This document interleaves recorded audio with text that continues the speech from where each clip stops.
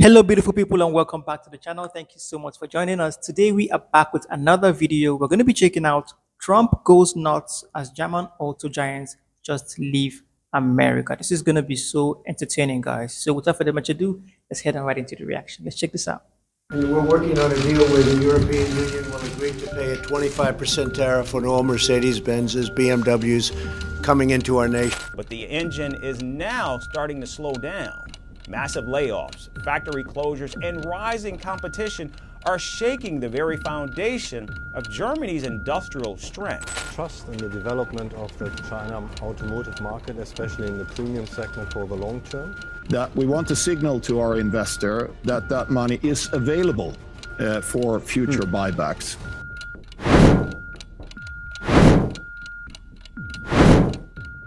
German luxury car brands Mercedes, BMW, and Audi, which have been established in the US market for decades and are synonymous with luxury, found themselves cornered by the Trump administration's unexpected tariffs and the possibility of further measures. President Donald Trump has made it clear that he intends to impose astronomical tariffs on imported parts, stating, "If you don't produce here, you can't sell here." Wait a minute. If you don't produce in America, you can't sell in America. That is Trump not being fair for me, I think. Really. The automotive industry, which operates like a delicate lacework of complex global supply chains, has seen a chain reaction begin rapidly after colliding with President Trump's tough tariff wall. The European Union will accept a 25% payment, and we are working on an agreement where all Mercedes-Benz and BMW vehicles will be subject to a 25% tariff. Wow, Trump said. 25%. There were no press conferences or That is- lengthy that is negotiations. insane. Just a single social media post. How did the US end up on the brink of losing German giants? We will examine the details of the latest developments and conflicts around the world together. Don't forget to subscribe to our channel, turn on notifications, and like our content to stay updated. The Germans realized that with this additional cost, they would either have to skyrocket prices or incur massive losses per sale. Neither option was sustainable. The result, a swift decision to pull out. How did this happen? Why did it happen? And what dynamics are at play?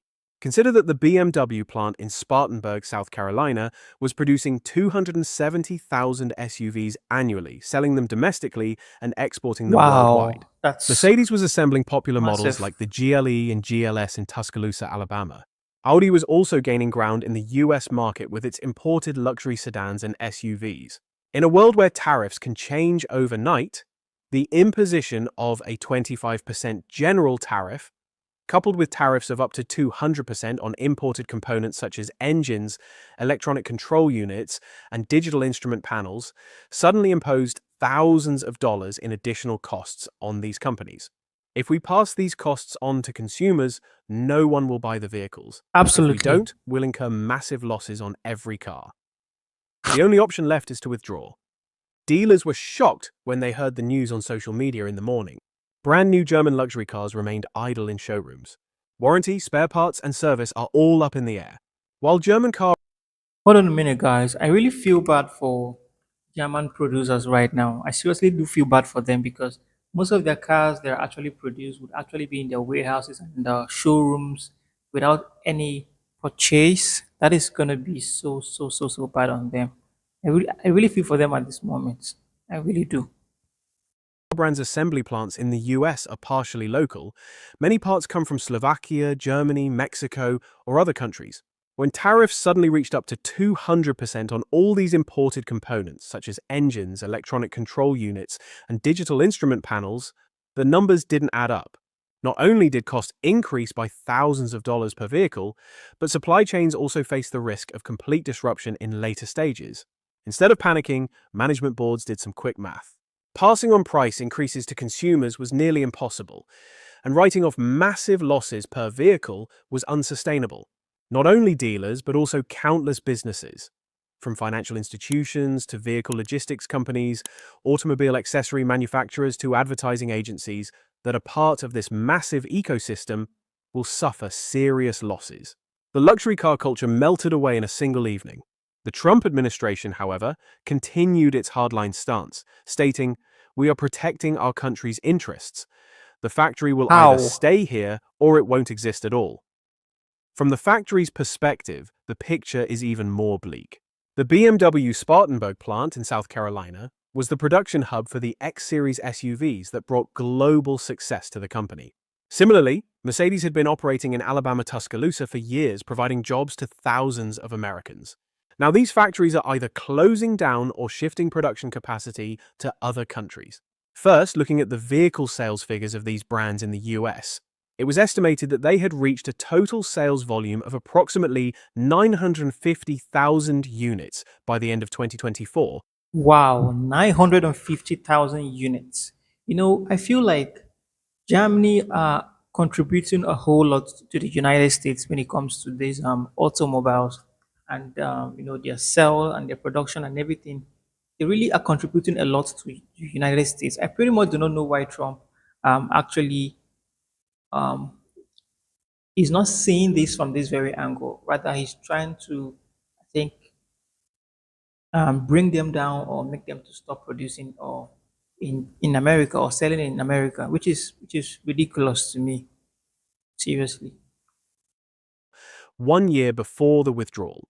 The combined revenue of the three companies during this period was estimated to be between $55 billion and $60 billion, accounting for roughly 6% of the US automotive market. That's it. Therefore, even when considering market share alone, the loss of such a significant share in a short period of time has effectively erased billions of dollars from the US annual vehicle Exactly. sales volume. Looking at the numbers in more detail, So why is it doing BMW this? produces an average of approximately 270,000 X-Series SUVs annually at its Spartanburg, South Carolina facility, with about 70% of this production remaining in the US domestic market and the remainder exported.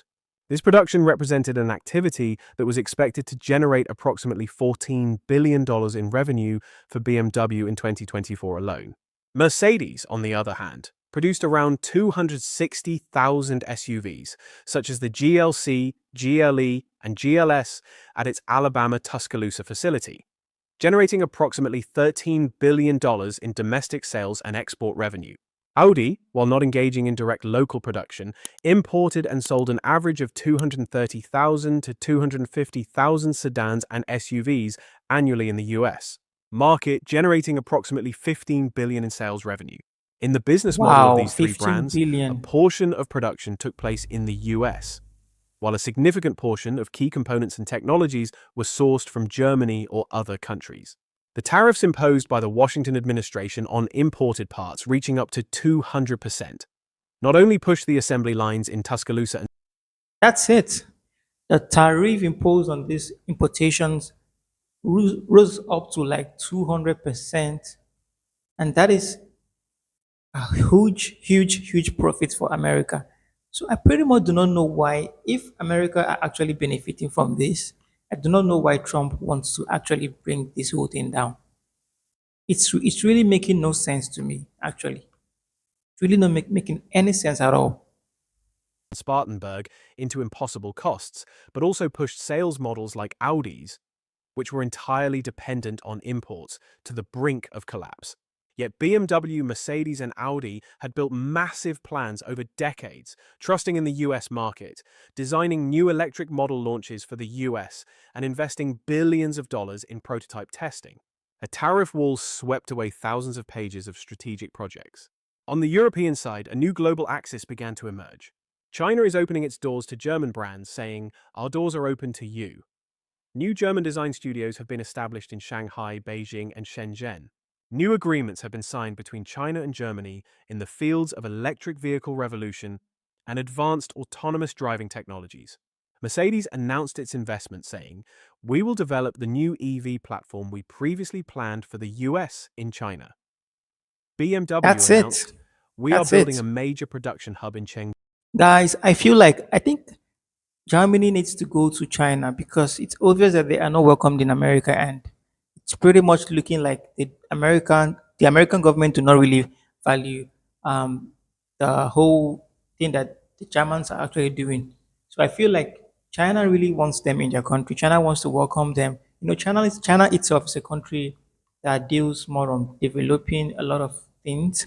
So I think it will actually be of more you know, help, or they will actually need the help of the German industry as well. Do instead of the US. Audi stated, the growth potential in the Asian market is higher and the political risk is lower, expressing its intention to expand its presence there. This was a double blow for the US. It lost German brands and inadvertently opened the door for them to strengthen their position in a rival region. In the long term, one might have thought that domestic producers like Ford and GM would fill the void. However, the supply chain remains chaotic. The departure of German companies has disrupted part of the supply chain. Additionally, many critical That's components it. imported by the US come from Europe. This has increased production costs, raised prices, and made products more expensive for consumers. Economists say Trump made this move to protect domestic industry, but in the end, he also shook up the American car market. Some are trying to be optimistic, saying, maybe there will be short-term difficulties, but in the long run, the US will establish its own supply chain. Still, uncertainty prevails. Some Hopefully, digital platforms let's are see how already that reviewing their goes. strategies out of concern that companies could face a similar decision at any moment. Was this really necessary? One group argues, yes, they have been profiting from the US market for a long time, but they did not create real jobs here. Trump was right. They could have moved production here, but they didn't. Others counter, Mercedes-Benz has been manufacturing in Alabama for decades. BMW provides jobs for thousands in South Carolina. We've lost all of that with this policy.